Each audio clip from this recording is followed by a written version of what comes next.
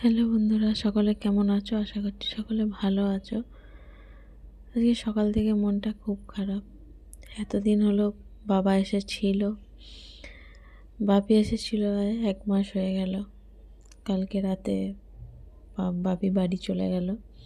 আমরা ট্রেনে তুলতে গেছিলাম, তোমরা ভিডিওতে নিশ্চয়ই দেখেছো। তো ঘরটা যেন ফাঁকা ফাঁকা লাগছে।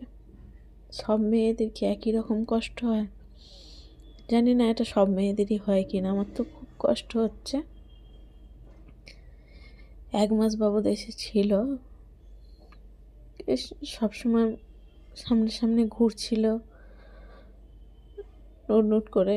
একবার ছাদে যাচ্ছে, একবার আসছে, ডাকছি, খেতে দিচ্ছি, আবার জানি না কবে ডাকতে পারবো।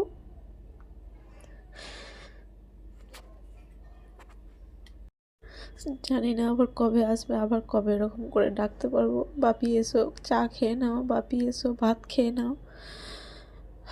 আমার ওইটুকু ছোট্ট ছেলেটা আমি কাঁদছি বলে আমাকে ফোনেতে সান্ত্বনা দিচ্ছে, মা কেঁদো না, চুপ করো, আমার পরীক্ষা শেষ হয়ে যাক, আমি দাদু সবাই মিলে যাব তোমার কাছে।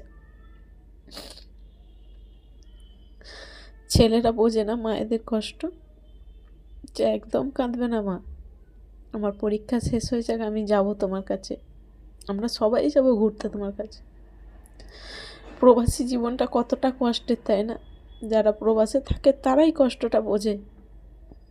মানুষের মুখে হাসি দেখে ভাবে কত সুখে কত আনন্দে আছে, কিন্তু যারা প্রবাসে থাকে তারাই জানে।